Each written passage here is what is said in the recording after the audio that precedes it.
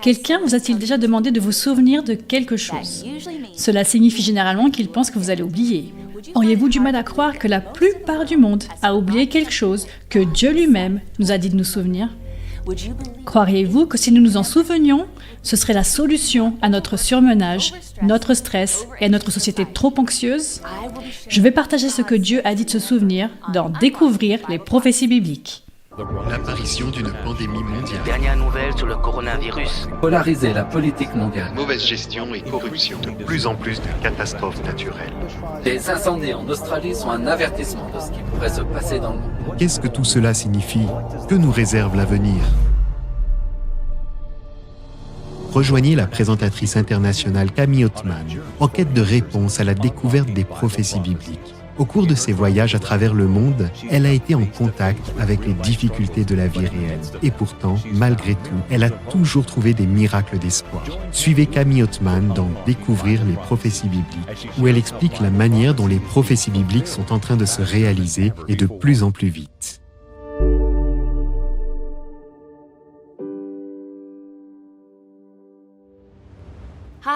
Salut, je suis Camille. Bienvenue mes amis. Avez-vous été bénis par Découvrir les prophéties bibliques? J'espère que oui. N'oubliez pas de parler de ces épisodes à vos amis. Découvrir les prophéties bibliques est une série qui aborde les plus grandes prophéties bibliques. Assurez-vous de visiter le site awr.org/bible pour trouver de merveilleuses ressources afin de grandir spirituellement et de regarder tous les épisodes archivés. Dans le dernier épisode, nous avons appris que la voix de Dieu, la loi, est intemporelle et elle est représentée par sa personne. Dieu a écrit la loi des 10 commandements pour que nous puissions profiter d'une vie en abondance. Il veut que nous partagions son caractère. Ce qui est vraiment intéressant pour moi, c'est qu'il existe des milliers de lois créées par l'homme dans le monde. Mais Dieu, dans son infinie sagesse, a résumé sa loi en seulement 10 commandements. Nous pouvons constater que nombre de nos codes de droit modernes sont fondés sur les lois de Dieu. Seriez-vous surpris qu'un des commandements ait été presque entièrement oublié? L'épisode d'hier, La Voix, a fourni les bases du sujet de ce soir. Mon équipe et moi avons visité un village isolé de Madagascar pour documenter l'histoire choquante de Mama Sissit, une fois qu'elle a appris ce que vous allez apprendre ce soir. Restez à l'écoute, cette histoire arrive. Je vous rappelle que vous pouvez cliquer sur le lien ci-dessous pour parler avec nos experts en ligne, vous inscrire à notre école biblique en ligne ou soumettre une demande de prière, parce que nous aimerions prier pour vous. Prions avant d'étudier le sceau authentique. Père céleste, roi de l'univers, roi de nos cœurs, Seigneur, merci beaucoup de nous avoir donné ta parole pour nous guider dans ce monde de ténèbres, pour que nous t'ayons comme phare, Seigneur. Avant d'étudier le sceau authentique, il est important pour nous d'avoir un esprit clair afin que nous puissions saisir ta vérité, Seigneur.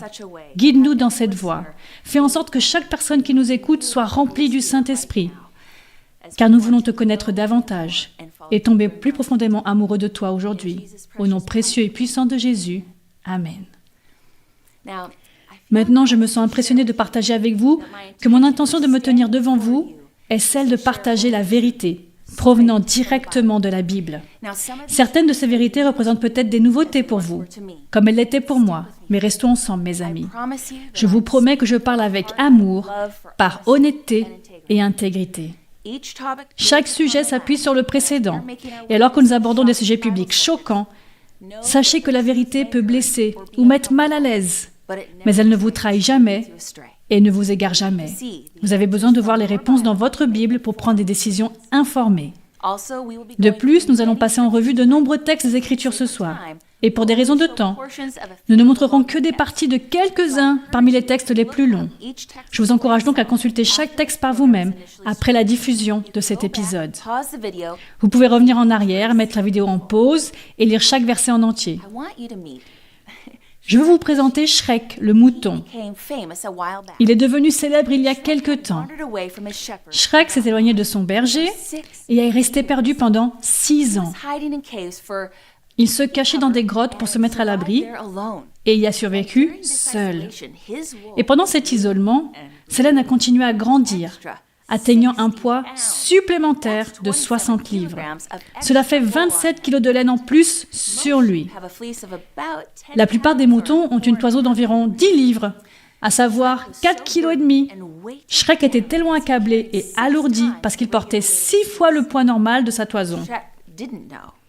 Ce que Shrek ne savait pas est que le berger n'avait jamais renoncé à le chercher.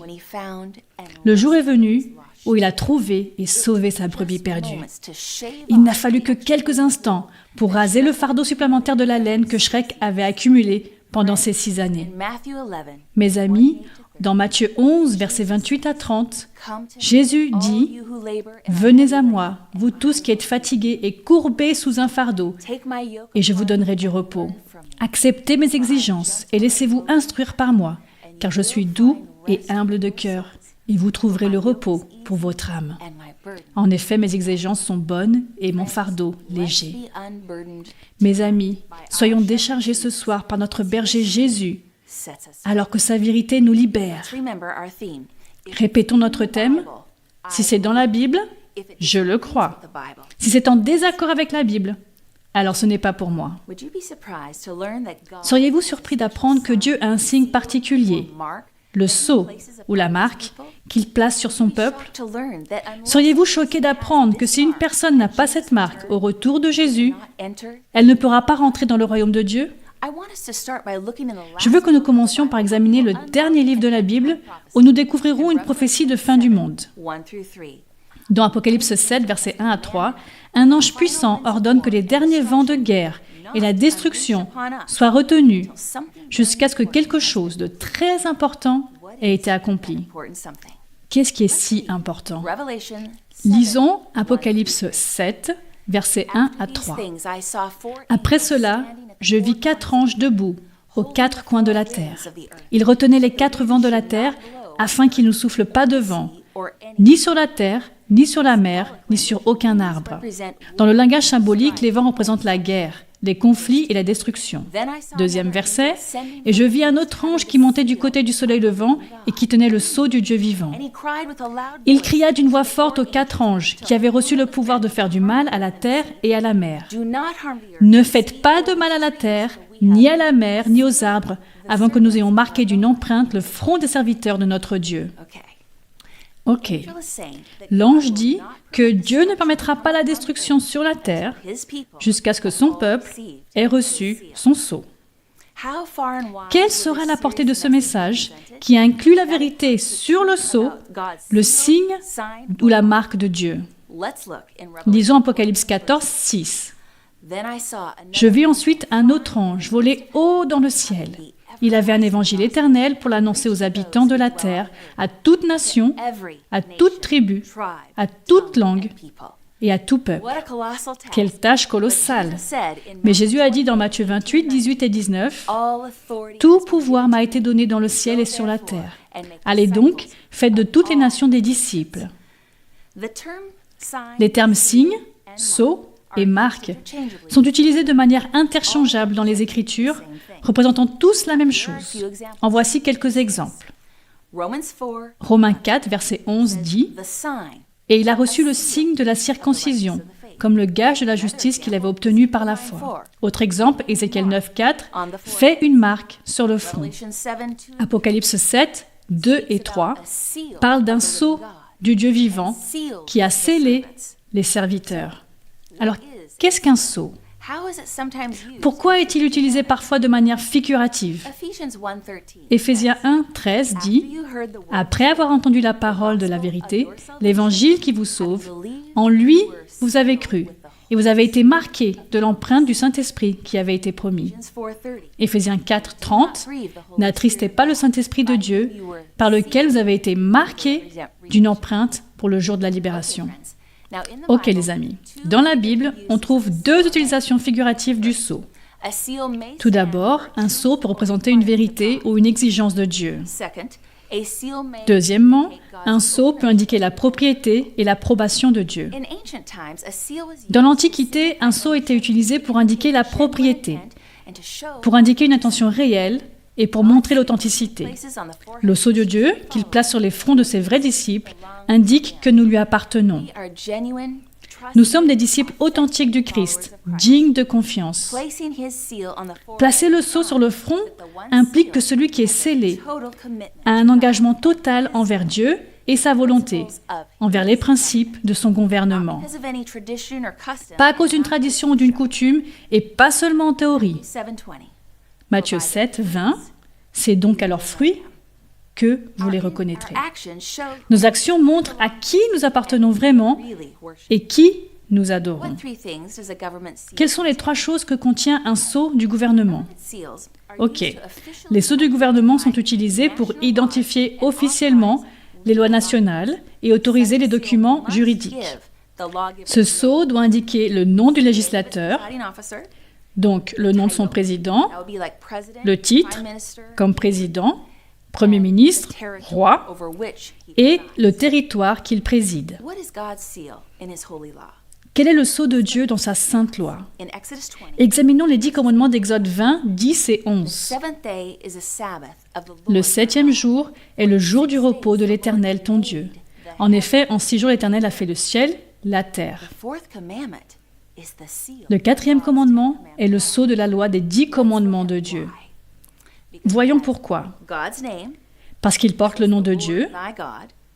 Il est écrit « l'Éternel, ton Dieu », le titre ou la fonction de Dieu en tant que créateur, car il a créé. Et troisièmement, il présente le territoire de Dieu, le ciel et la terre. Le 4e commandement déclare dans un langage bien clair l'autorité qui soutient les 10 commandements, l'autorité de notre Créateur et du gouvernement de Dieu. Le livre d'Apocalypse est clair. Nous adorons Dieu parce qu'il est notre Créateur et notre Rédempteur. C'est ce que nous montre Apocalypse 4, 10 et 11. J'adore celui qui vit au siècle des siècles. Tu es digne, notre Seigneur, de recevoir la gloire, l'honneur et la puissance, car tu as créé toutes choses, et c'est par ta volonté qu'elles ont été créées et qu'elles existent. Puis dans Apocalypse 5, 9, il est dit « Tu es digne, car tu as été offert en sacrifice, et tu as racheté pour Dieu par ton sang des hommes. » Quel est donc le droit de Dieu de nous demander de l'adorer à sa manière? Le fait qu'il est notre Créateur. Qu'est-ce que Dieu a prévu pour son peuple comme signe, sceau ou marque de sa puissance créatrice et rédemptrice? C'est lui-même qui nous le dit. Exode 31, 16 et 17. Dieu dit, « Les Israélites respecteront le sabbat en le célébrant au fil des générations comme une alliance éternelle. » Cela signifie une promesse permanente. Ce sera entre moi et les Israélites un signe qui devra durer à perpétuité. En effet, en 6 jours, l'Éternel a fait le ciel et la terre, et le 7e jour, il s'est arrêté et s'est reposé. Ézéchiel 20, verset 12 dit, « Je leur ai aussi donné mes sabbats, pour que ce soit entre moi et eux un signe auquel on reconnaisse que je suis l'Éternel, qui les considère comme saints. » Dieu lui-même a fait du sabbat un signe de son pouvoir créateur et rédempteur. Quand je garde le sabbat, je montre que j'accepte Dieu comme mon créateur et mon sauveur. Où le grand ange d'Apocalypse 7 dit-il que ce signe ou sceau de Dieu sera placé sur une personne? Voyons voir. Apocalypse 7, 3 dit « Marquez d'une empreinte le front des serviteurs de notre Dieu. » S'agit-il d'une empreinte littérale dans notre chair? Romains 7, verset 25. J'en remercie Dieu, c'est possible par Jésus-Christ notre Seigneur. Ainsi donc, par mon intelligence, je suis esclave de la loi de Dieu. Mais par ma nature propre, je suis esclave de la loi du péché. Mes amis, le front représente l'esprit, la couronne du cerveau. Une chose qui nous sépare du reste de la création est la capacité de choisir et de discerner entre le bien et le mal, c'est-à-dire notre moralité. La seule partie du cerveau qui contrôle le discernement est le lobe frontal ou le cortex préfrontal. Ce secteur est responsable des fonctions exécutives. C'est le centre de la pensée, du raisonnement, du jugement, du comportement et des émotions. Le lobe frontal est si important que le Seigneur dit qu'il est le centre du culte. Notre capacité à être informé, à comprendre et à faire des choix dérive uniquement de cette zone de notre cerveau. Lorsque nous consentons à respecter le sabbat de Dieu, nous sommes marqués ou signés dans notre esprit qui est représenté par le front. Pensez-y. Les anges freineront la fureur de Satan jusqu'à ce que le peuple de Dieu ait accepté son signe. Quelle miséricorde! C'est ce qui est en train de se passer maintenant, mes amis. Les gens découvrent dans la Bible le sabbat et décident de l'accepter. Quand est-ce que Dieu a créé le sabbat? Genèse 2, versets 1 à 4. C'est ainsi que furent terminés le ciel et la terre. Après les 6 jours de création, le 7e jour, le samedi, Dieu a créé le sabbat. À partir de quoi Dieu a-t-il créé le sabbat? Exode 20, verset 10. Mais le 7e jour est le jour du repos de l'Éternel, ton Dieu. Dieu a fait le sabbat à partir d'un jour de 24 heures, le 7e jour. Il est fait de temps, et le temps est ce qu'il faut pour développer une amitié chaleureuse et affectueuse avec notre Seigneur. Il m'offre 24 heures par semaine de son temps inestimable pour que lui et moi puissions devenir les amis proches. C'est comme un mariage. Cela ne peut réussir que si les deux partenaires passent du temps ensemble. Ma relation amoureuse avec le Seigneur ne réussira pas non plus, à moins que je ne fasse de notre temps passé ensemble une priorité. Le diable déteste la vérité du sabbat parce qu'on ne peut pas être sauvé sans une relation avec Dieu, sans le connaître, sans aimer le Seigneur. Vous voyez, toutes les relations sont construites dans le contexte du temps. Qu'arrive-t-il à un mariage quand un mari et une femme cessent de passer du temps de qualité? Il commence à s'effondrer. Nous devons prendre le temps de communiquer l'un avec l'autre, de rester proches. Le diable veut nous tenir tellement occupés, à travailler et stressés, afin que nous ne prenions plus de temps pour Dieu. Pourquoi Dieu a-t-il choisi l'élément du temps pour concentrer nos esprits sur lui?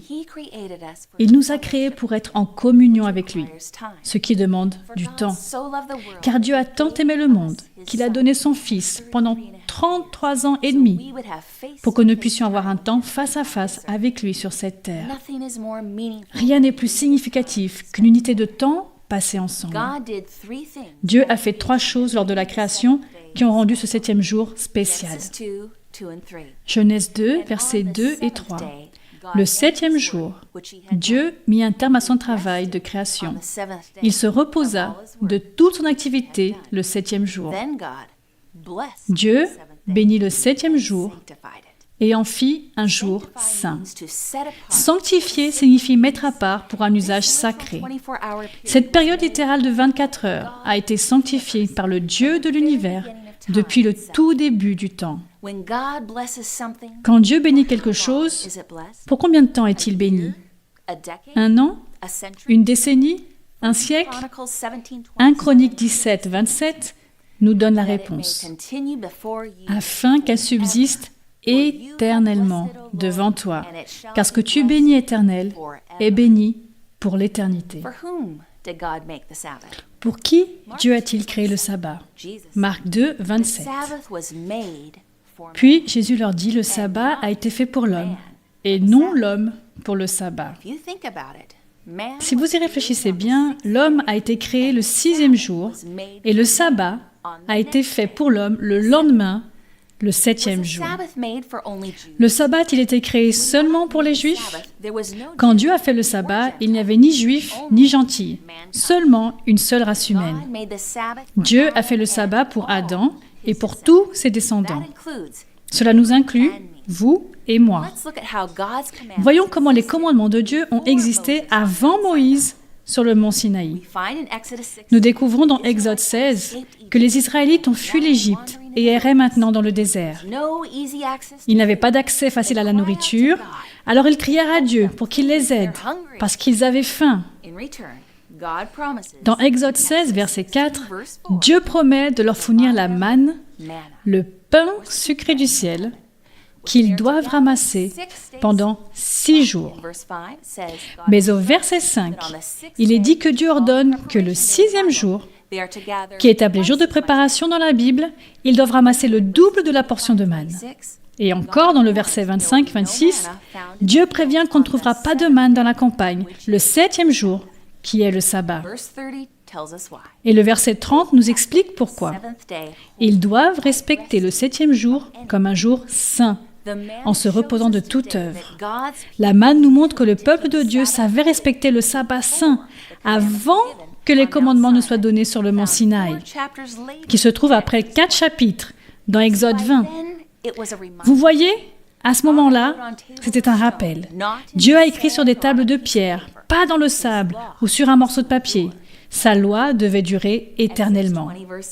Exode 28, « Souviens-toi de faire du jour du repos un jour saint. » C'est le seul commandement qui commence par l'expression « Souviens-toi ». Parce que Dieu savait que des gens allaient l'oublier. Mais alors on se pose la question de ce qui pourrait éventuellement faire que l'homme oublie le commandement originel de Dieu de sanctifier le 7e jour. Dieu avait prévu que son ennemi juré allait faire des dégâts avec ses commandements, comme nous l'avons étudié hier soir. Et il avait prévu la nécessité de nous ramener à ses voies. Il est important pour nous de savoir si les 10 commandements, dont le commandement du sabbat, n'ont jamais été modifiés. Lorsque Jésus a été accusé d'avoir transgressé la loi de Dieu, il a répondu très clairement dans Luc 16, verset 17.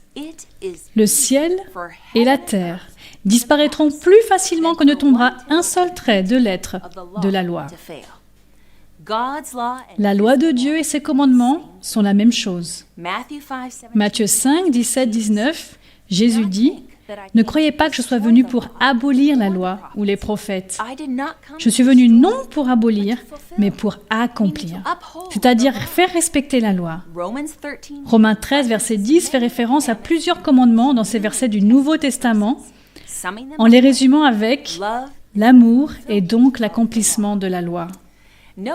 Notez que dans le Nouveau Testament, on nous dit quel jour Jésus et Paul ont respecté comme saints. Je veux le savoir. Lisons Luc 4, verset 16. Jésus se rendit à Nazareth, où il avait été élevé, et conformément à son habitude, il entra dans la synagogue le jour du sabbat. Il se leva pour faire la lecture. Jésus sanctifiait le jour du sabbat. Lisons Actes 17, verset 2. Paul vient après la mort de Jésus, après qu'il est ressuscité et monté au ciel. Et ici, Paul nous dit ce qu'il fait. Paul y entra conformément à son habitude. Pendant 3 sabbats, il discuta avec eux à partir des Écritures. Acte 18, 4.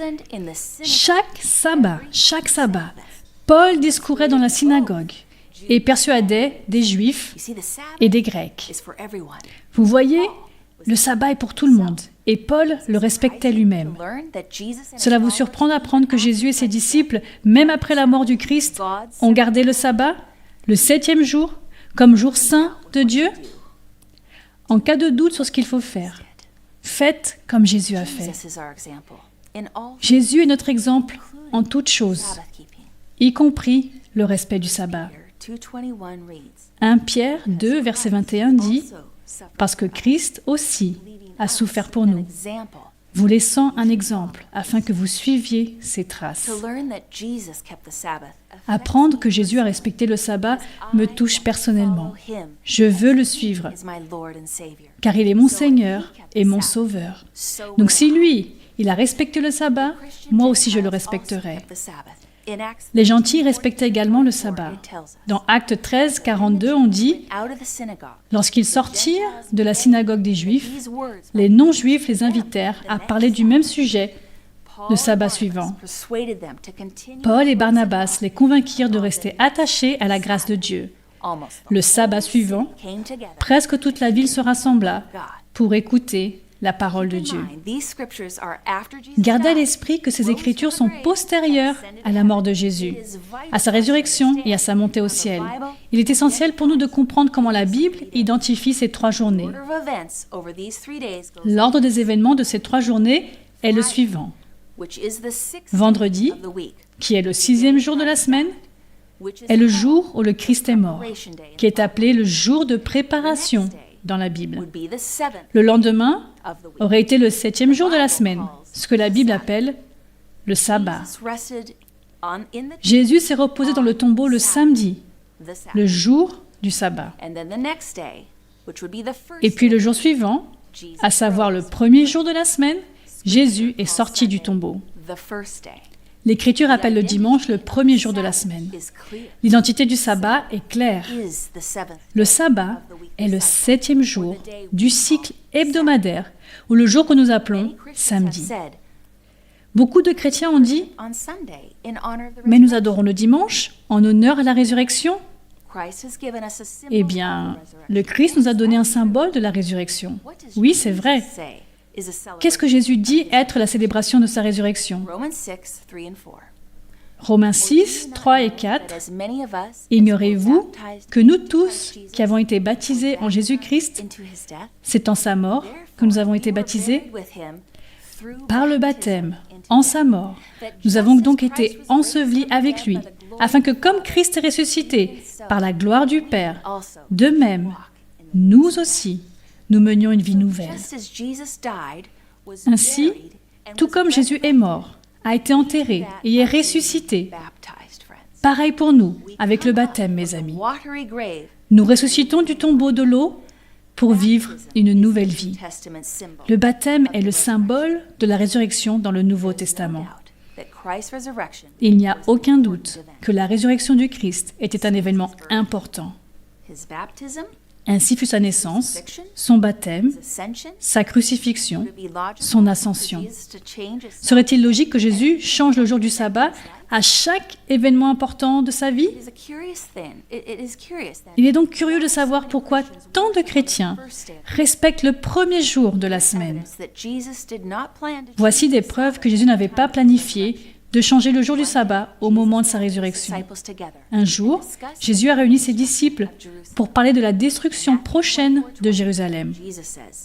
Dans Matthieu 24, 20, Jésus dit « Priez pour que votre fuite n'arrive pas en hiver, ni un jour de sabbat. » Pourquoi?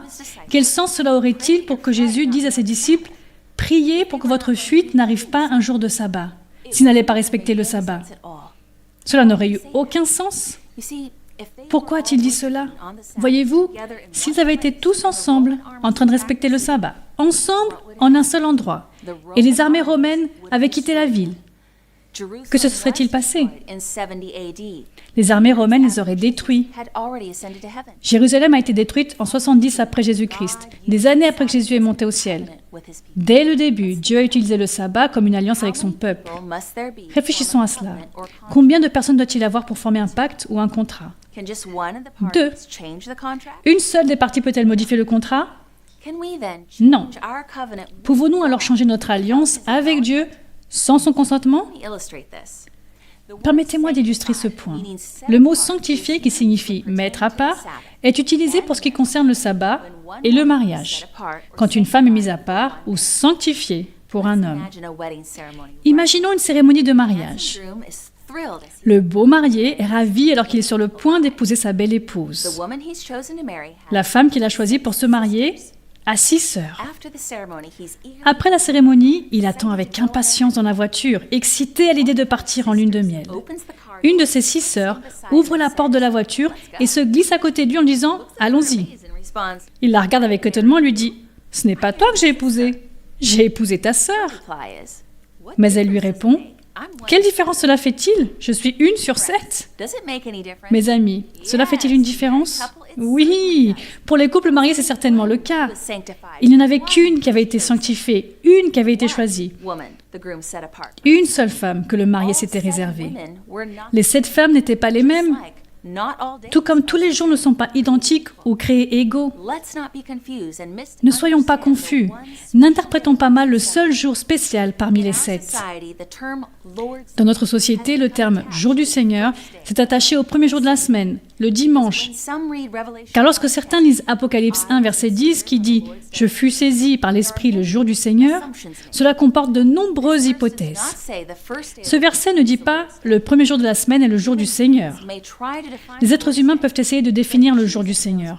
Mais Jésus en sait plus. Laissons à lui la tâche de définir son propre jour. Matthieu 12, verset 8, « En effet, le Fils de l'homme est le Seigneur du sabbat. » Marc 2, 28, de sorte que le Fils de l'homme est le Seigneur même du sabbat. Luc 6, verset 5, le Fils de l'homme est le Seigneur même du sabbat. Ésaïe 58, 13, si tu retiens ton pied pendant le sabbat, pour ne pas faire ce qui te plaît durant mon saint jour, le jour saint de l'Éternel. Nous pouvons clairement voir que le jour du Seigneur est le sabbat, le samedi, le 7e jour. Plus de 100 langues anciennes et modernes indiquent le 7e jour de la semaine comme le sabbat. En voici quelques-unes. En arabe, sabet. En espagnol, sabado.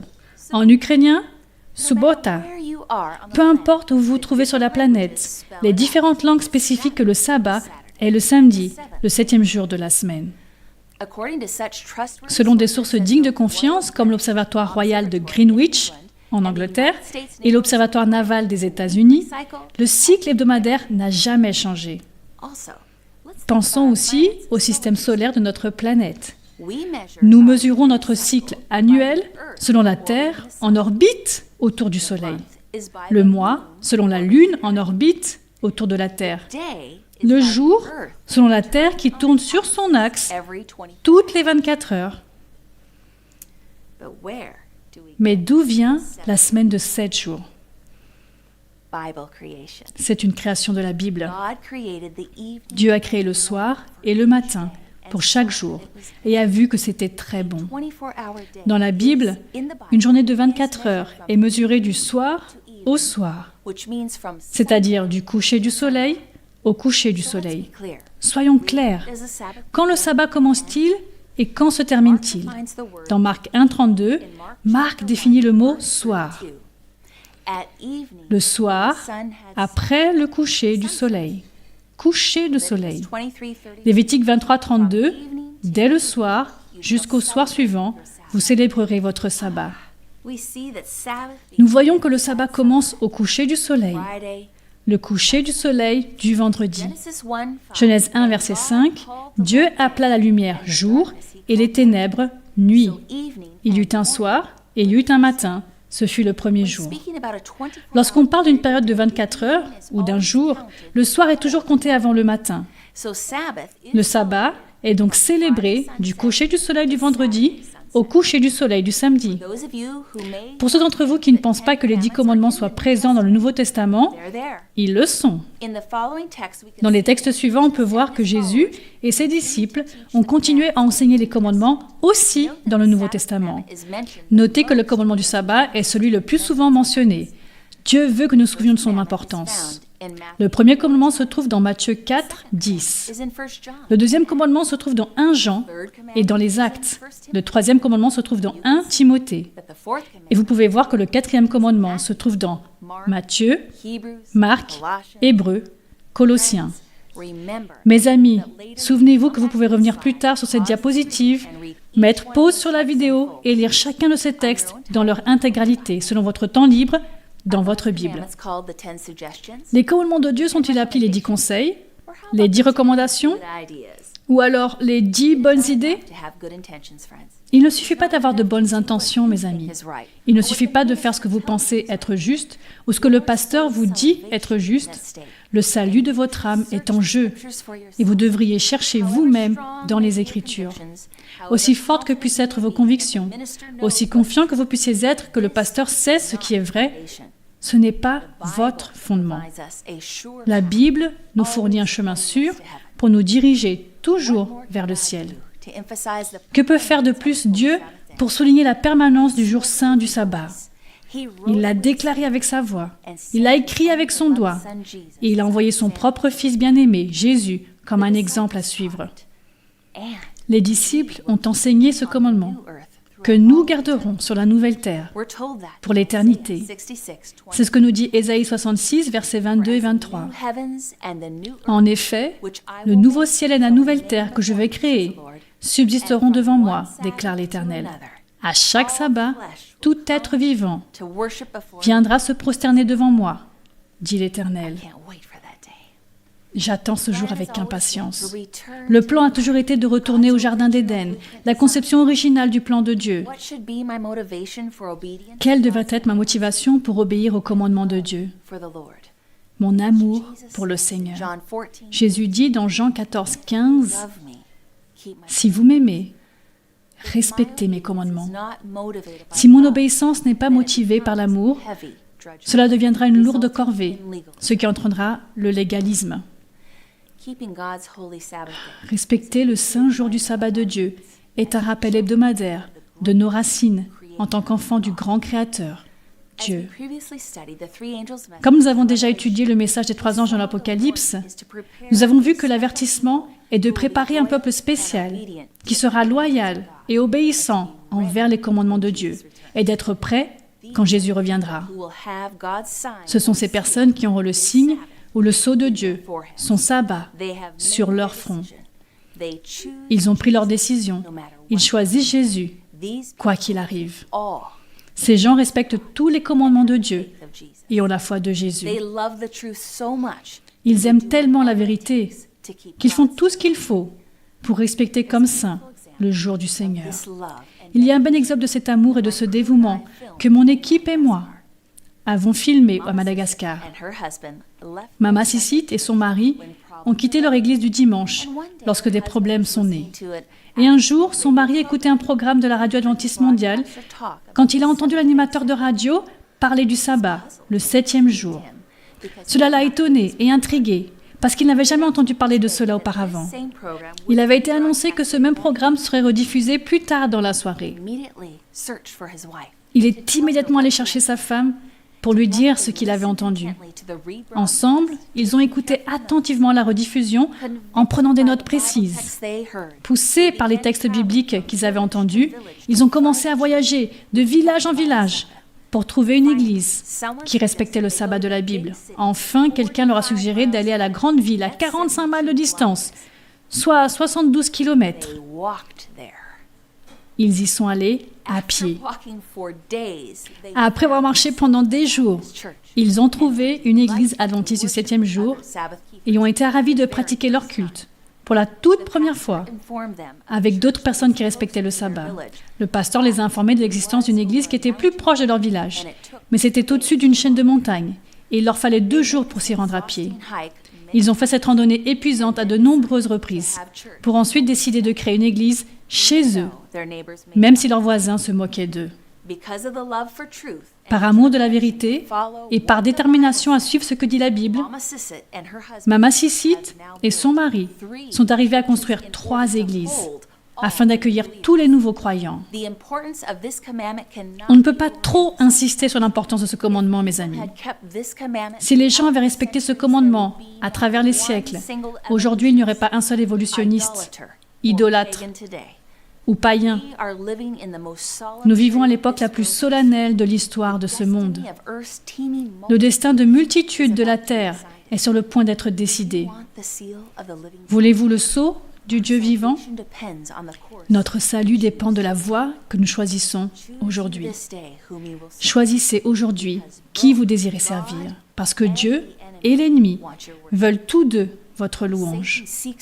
Satan cherche à vous détruire et Jésus veut vous sauver. Un petit garçon en Floride est sorti de chez lui pour aller nager dans le grand canal derrière sa maison. Sa mère souriante le regardait par la fenêtre de sa cuisine. Soudain, son visage s'est transformé en panique. De toute évidence, un très gros alligator s'était installé dans le canal. Il s'était glissé dans l'eau et commençait à se diriger vers son fils. Elle courut dehors en criant « Il y a un alligator ! Sors de l'eau !» Le garçon s'est immédiatement retourné. Mais juste au moment où il s'approchait du rivage, les mâchoires de l'alligator se sont accrochées à ses jambes et l'ont ramené dans l'eau. Une fois que les alligators ont une bonne prise, ils noient leurs victimes. La mère a saisi la main de son fils juste au moment où il était transporté plus loin. Elle a commencé à le tirer vers elle. Il tirait dans un sens et elle dans un autre. Elle a crié quand elle a été renversée par cette lutte. Mais ensuite, elle a repris pied et a continué à se battre pour leur vie. Le garçon criait à l'agonie alors que l'alligator essayait de le tirer vers la mort. Le fermier voisin a entendu leurs cris. Il a pris son fusil, a visé et a tué l'alligator. Le garçon a ensuite été hospitalisé avec des jambes déchirées et des centaines de points de suture. Le jour de sa sortie, les journalistes locaux se sont réunis pour interviewer le garçon. « Montre à la caméra tes cicatrices, fiston », disait-il en pointant ses jambes. Le petit garçon souriait beaucoup en disant « Non, regardez ici mes bras, ces cicatrices ». Il était fier des marques sur ses bras. Ces cicatrices sont là parce que ma maman ne voulait pas me lâcher. Mes amis, l'alligator veut vous détruire. Le diable veut vous marquer de son sceau. Mais Jésus s'accrochera à vous avec la plus grande prise. Ne le lâchez pas, car il ne vous lâchera pas. Il veut vous sceller à lui, pour toujours. Jésus est notre Sauveur, et il gardera volontiers ses cicatrices pour se battre pour vous. Combien d'entre vous veulent recevoir la marque de Dieu, son sceau du sabbat, sur vous pour être sauvés? Prions ensemble. Père Céleste, merci de ne jamais nous lâcher pendant que nous luttons pour ne pas nous faire prendre dans le rouleau de la mort du diable. Nous te demandons d'avoir pitié de nos cœurs ce soir. Ton nom est digne d'être loué, précieux Jésus, car les cicatrices dans tes mains sont là à cause de moi. Merci pour cette vérité supplémentaire du sabbat qui brille par le trou de la serrure alors que nous découvrons ensemble les prophéties bibliques. Que nous puissions recevoir ton sceau dans nos cœurs et nos esprits pour nous sauver à jamais. Au nom précieux et très puissant de Jésus. Amen. Mes amis, avez-vous décidé de vous souvenir du jour du sabbat pour le respecter comme jour saint? Voulez-vous être un chrétien respectueux des commandements? Faites-le nous savoir en cliquant sur le lien ci-dessous. Dites-nous que vous avez décidé de respecter les 10 commandements. Maintenant que nous avons vu que le sabbat est le sceau authentique de Dieu, vous vous demandez peut-être alors pourquoi tant de cultes un autre jour? Demain soir, vous serez peut-être choqués d'en connaître la raison. Merci beaucoup de nous avoir suivis. Que Dieu vous bénisse. Et rejoignez-nous demain à nouveau pour la contrefaçon d'en découvrir les prophéties bibliques. Choisissez la voie de Dieu. Bonne nuit, mes amis.